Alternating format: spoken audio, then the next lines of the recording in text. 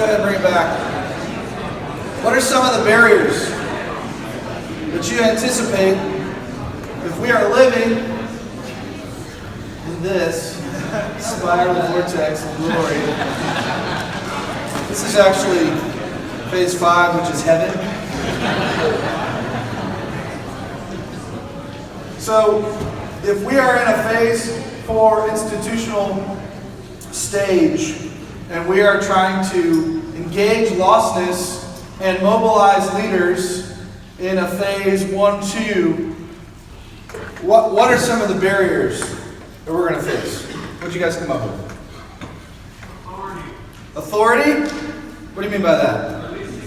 Releasing authority. Yeah, because if phase 4 people can do it really well, it's hard to believe somebody else could do it as good as you can. It's going to be a barrier. What else? A lack of vision. A lack of vision. Okay. Excellent. Yeah, because if that's the vision, right? The vision seems to be how do we build this up versus engage lostness. Anybody else? Fortress mentality. Say that again? Fortress mentality. Fortress mentality? Okay. Do you know back in the 50s that 99% of lost people would go to a church? 99% of lost people in the 50s would go to a church. So we can understand why that strategy was working. Like, we're not demonizing phase 4. This is a natural progression. Okay? But, nowadays, you heard in DC alone, 90% of losts will never step foot in the church. So if we have a fortress mentality, in DC, we're cutting off 90% of the lost people in the community. All right? So there's one other thing. There's an imbalance, I think, of the spiritual disciplines. In other words, we get together and we create shepherds who want to shepherd the flock, but folks are not picking up that apostolic evangelist call. I think like you just transitioned. This is perfect.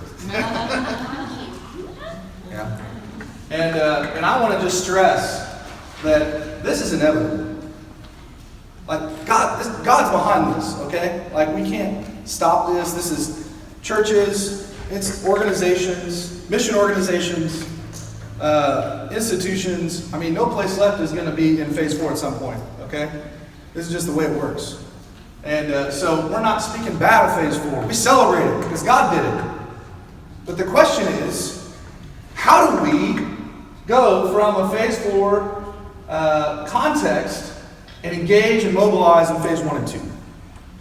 And I think this is historically what I've observed just in the last few years is the rub between people that have seen movement down there that are coming back to this and they're frustrated. And the people there in phase 4 are frustrated because of how people that are engaged in phase 1 and 2 are talking about it. Is that fair? Okay? I just want to encourage you, we got, if you're a church, if you're a pastor or church staff, can you stand up, please? Here, here, here, here. Okay? Anybody else we're missing here? All right, so these people in the room, they're doing this. All right, these people are heroes. And so we are praising God. Oh, that's right. We're praising God. Well, the first people through the wall are the bloodiest. And these people are stepping out. And they represent different denominations, different cities. Evelyn, you should have stood up. Los Angeles is here. Okay? So we're starting to see more and more and more churches in phase 4 that are in organizations. It's not just churches, organizations that are saying, hey, we want to engage phase 1 and 2. Help us out. What do we do? All right? So, and honestly, it was this 22-year-old young ape in Florida that pointed out, he goes, well, man, the reason why phase 4 is not engaging phase 1 and 2 is because it looks like the apes didn't do a good job leaving something to equip people. I was like, wow, that's true. So, for those of us that are apes, we got to own that. How do we build into there a process that is reproducing, that will allow us to equip and mobilize laborers from that stage to go after lostness? Okay? So, can y'all see this, by the way, this whiteboard? Yes. Okay, we're doing our best, and if you got questions, you want to snap a picture of it, great. We're used to doing this with like 50 people in a room, so I appreciate your patience, and Joe, you're doing a phenomenal job. Let's get it for Joe over here. He's putting up All right, so Ephesians 4, 11 and 12,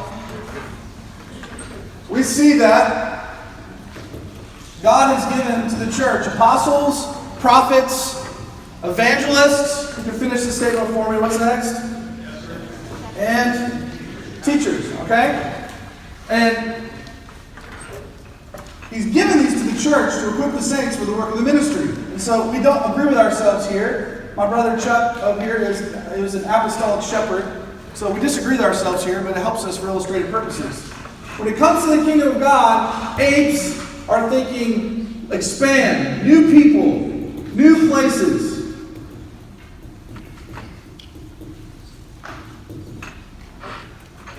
They want to go where the lostness is.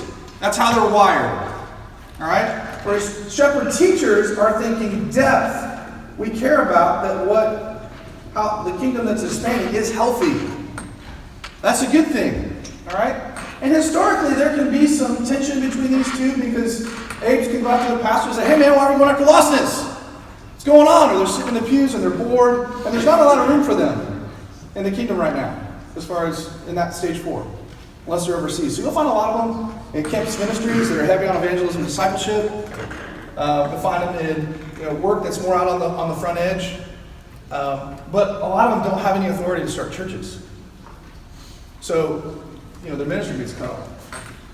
So, and if we were to plug the 4 fields in here, apes go from empty field of lostness to the gospel. Shepherd teachers go from empty field of lostness to let's get into church. Right? But to see true healthy movement, this third field is discipleship. This is where we see both working together for healthy, sustainable church. God's plan, movement. Okay? So I think a big, important understanding or principle of seeing stage 4 move on is understanding this dynamic here.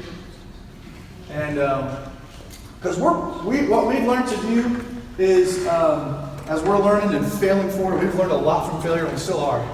But we've learned to pray and fast for. Actually, I'm just going to increase this. We've learned to pray and fast. Let me back up. As an ape, our job is to go after the harvest. Go for it. Go after the harvest, engage the harvest with the gospel, disciple the fruit, gather them together to healthy church, help them become healthy, identify leaders to reproduce the whole thing. That's our job. Okay? That's what we do. That's how God's made us. But as we go into an area, there are churches and organizations and people that are also wanting to engage a kingdom, and they want help. Okay, so what we've learned as a team is we go aggressively after the harvest. Say that back. And then as we do that, we're seeing that churches are coming to us. Okay, that's not an arrogant thing. I'm just saying, like, they will. So because we're praying, we're fasting for churches that have 3 characteristics. And we've just seen this from the rear view mirror. Number 1 is they are broken for lostness. And we got some churches in the room that fit these categories, by the way. So I encourage you to schedule coffee or lunch or midnight snack with them. Okay? They're broken for lostness. Number 2 is they have a God-sized vision. It's much bigger than themselves. It's much bigger than their church. And third is they actually want training. Please come help us. Okay? When we find churches like this whose leadership is like this, and I'm talking like senior leadership, not just the volunteer youth person, but when the leadership is here, our job as a catalyst is to pray for them like crazy because this is unique. All right? God's at work here and the enemy's going to try to go after them. We want to serve them like crazy through training and coaching. That's how we find best to do it. And we want to do it at their pace. And the third thing is we want to learn from what God is doing through them. Because who's the best candidate to train other churches? Churches. All right, y'all just did Brian, you guys just had a meeting with 30 pastors from your denomination a couple weeks ago, casting vision for what it would look like for you guys to see no place left in your city. We're not even there. Isn't that awesome? So this is what we're praying and fasting for. And so then we've got these legacy churches. And let's just pick, Brian, how many lost people in Tulsa? 800,000 lost people. Okay, 800,000 lost people in Tulsa. And we believe that in every church, because God said it, that they're apes. They're there. Okay? And most times the leadership is shepherd teacher, rightly so. A lot of them are inactive, or they're sitting in the pews, or they're on the fringe. We discovered one recently that was leading the parking lot ministry. Okay? One of those fruitful multipliers we've got in South Florida was leading the parking lot ministry at the church. Okay? And a lot of them don't know they're apes. This time last year, Catherine Burton and her husband Evan came down to Four Fields training in Florida, and we were going to go out and harvest, and they're like, let's, it's not our style. And so we sent them out with Tony, the Canada team. Of course, sitting with the Canada team, you know stuff's going to happen. And they're out in the harvest, engaging people, and it's really uncomfortable. And the next thing you know, Evan just like, something snapped into him. Where he is like a man on fire. And he's like, we're like, hey dude, it's time to go. He's like, I can't. And he stopped a guy on his bicycle to share the gospel. He's riding on Catherine's back. Like not like with a marker, but like, the paper on her back. And I called her like 6-7 months later, and she's like, Troy, he will not stop sharing the gospel. He like, we're going on a date, and I got to add like an extra 30 minutes because he's going to share the gospel with people. That's not because of our training. That's because God made this guy's an evangelist. He didn't know it. If 98% of lost people, 98% of Christians aren't sharing their faith, we don't know who the apes are. All right? Now imagine this guy going back to his small group or his missional community or D group or cell group on Monday. What's he going to do in his cell group? They're trying to get them to go out. Guys, I was at this training last week, and I just really think we should take some time and pray. And just pray about maybe going and sharing the gospel. What do you guys think? Is that what he's going to do? No. What's he going to do? You're in sin, you're in sin, you're in sin, you're in sin. Let's go.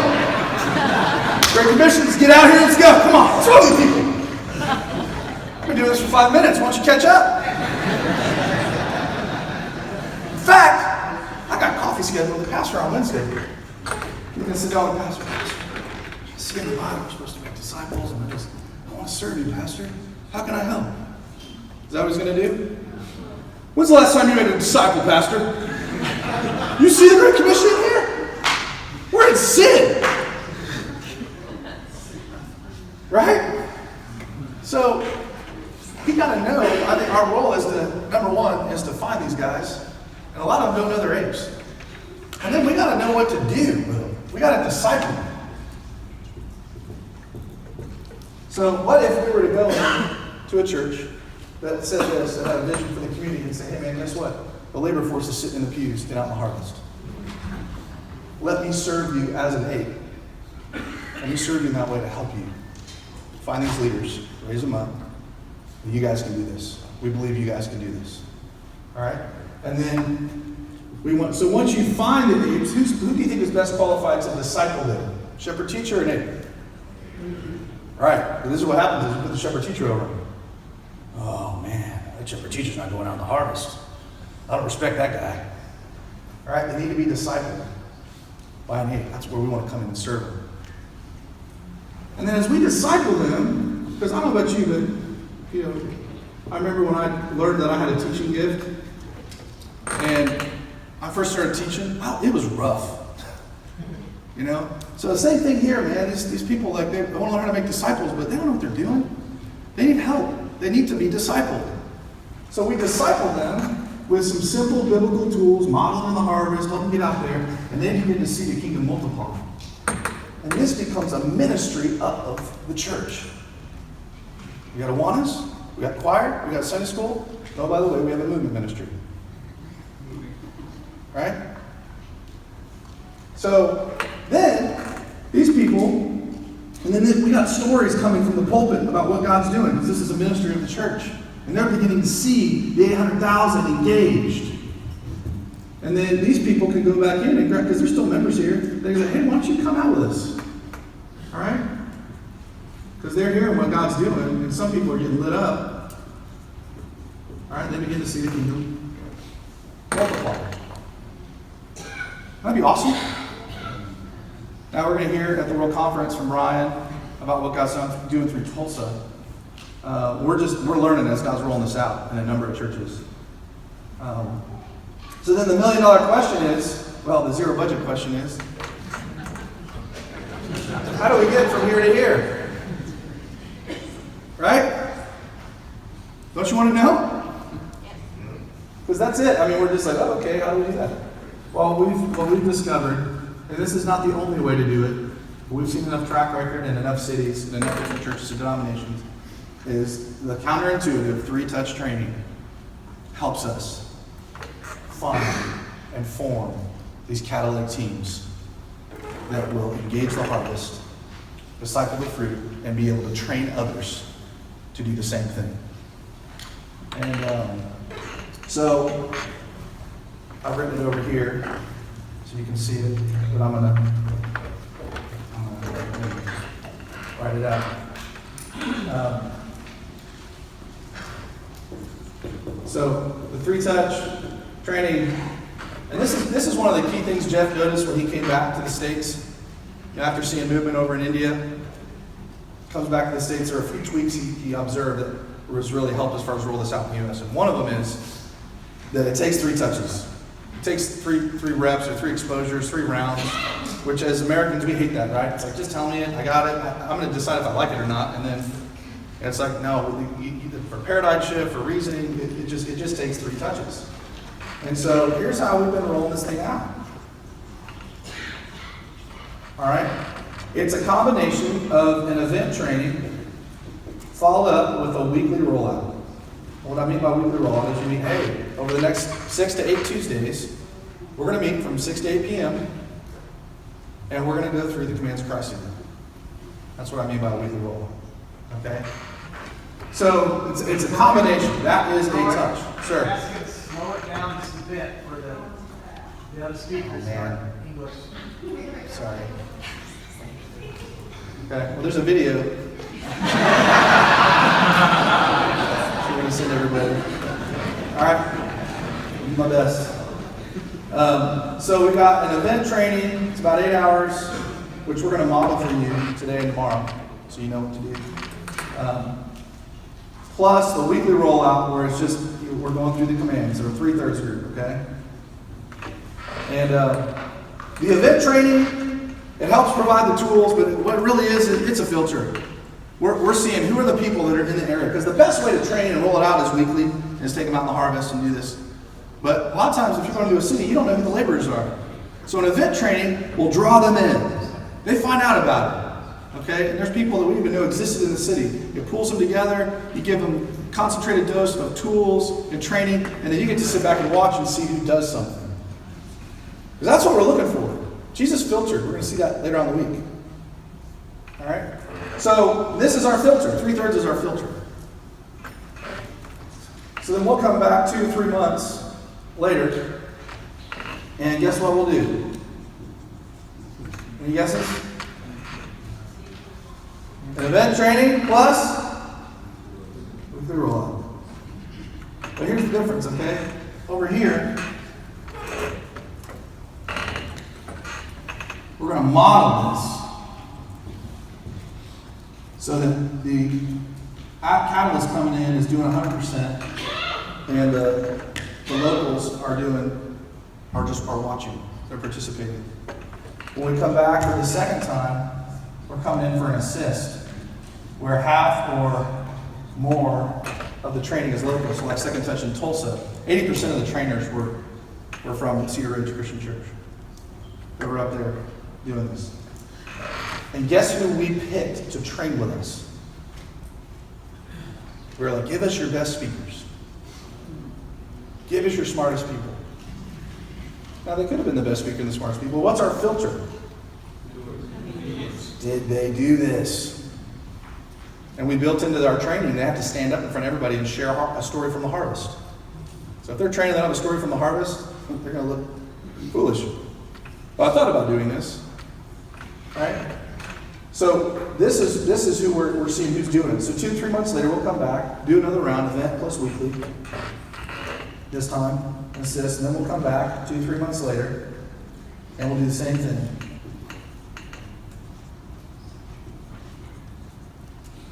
Except this time, we're watching. And we're doing 0, and they're doing 100%. Okay? At the end of all this, what we have found is right. I know it seems like a laborious process, but we have filtered to find the team. And on that team, there is a general. That's important. We have a general. Okay, Jeff? This general is important. So, Jeff has stressed that with us, that it's important to not just form a team, but we've got to find a general. So then what do you do with the team? All right, good job, guys. See you later. No, what we're doing is we're giving them 3 to 6 months of, all right, guys, what's your God-sized gospeling goal? What's your God-sized training goal? Go. And they run for 3 to 6 months. And then we come back and we do what we call a mid-level training, which is for practitioners. And the whole purpose of the mid-level training is we've given them tools. Now what we're going to do is we're going to fortify it with the Bible. So we're going to give them principles.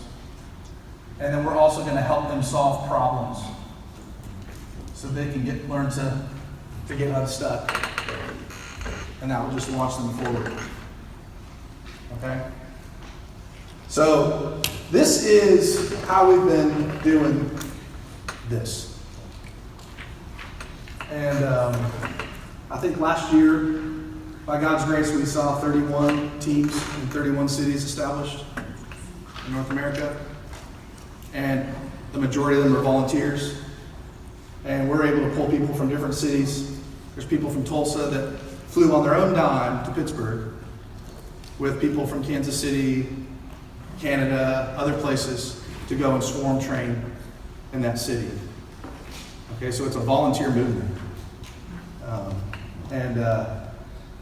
God's just moving. So then, so that's how we're getting to here. And one of the things that we're then kind of learning is, because churches are usually interested in one of 3 different, there's 3 different entry points, I would say. They're either interested in making disciples, it says disciple making. They're either interested in planting churches, or they want to mobilize missionaries. And we just want to learn how to obey the Great Commission and make disciples. Praise the Lord. We're really interested in church planting.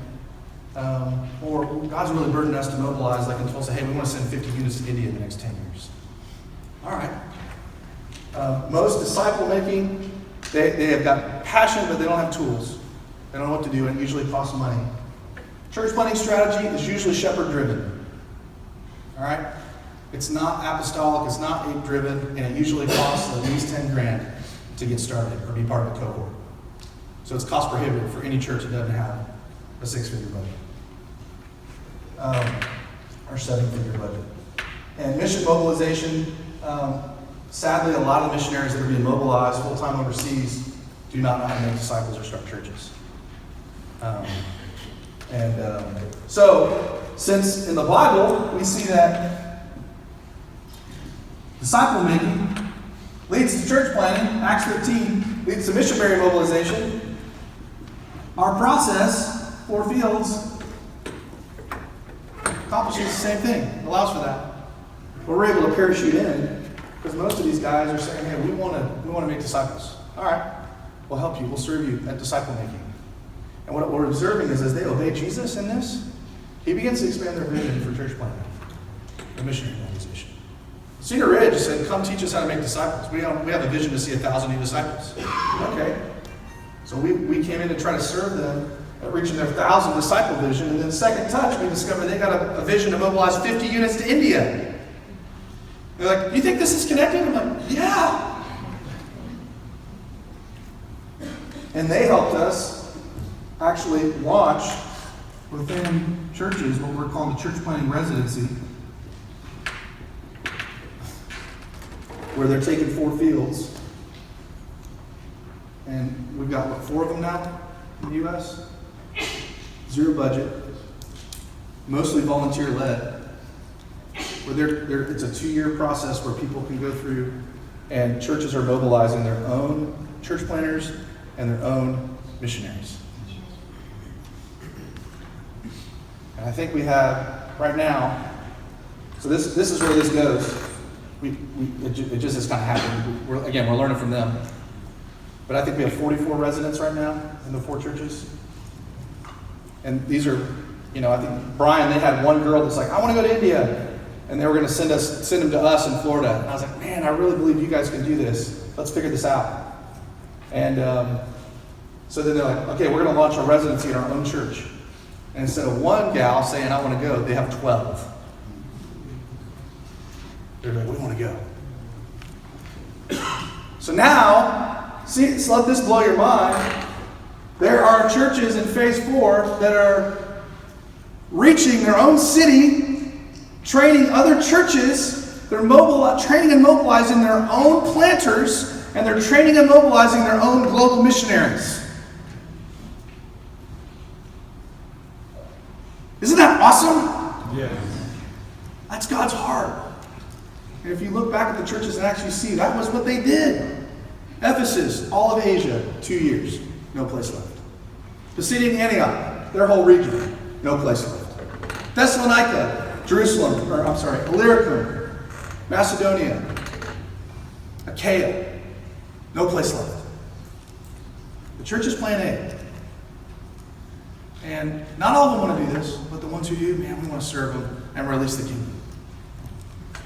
So, anyways, that is an example of how we're seeing a way of helping equip churches and organizations to be catalyzing movement so we can see Jesus come back. All right? So go ahead and take a couple minutes, and I know, that's a lot coming at you. Take a minute, just discuss at your table, all right? How would you see this playing out where you're at? We are going to actually model one of these for you, like after this module. So go ahead and discuss at your tables. How do you see this playing out in your ministry?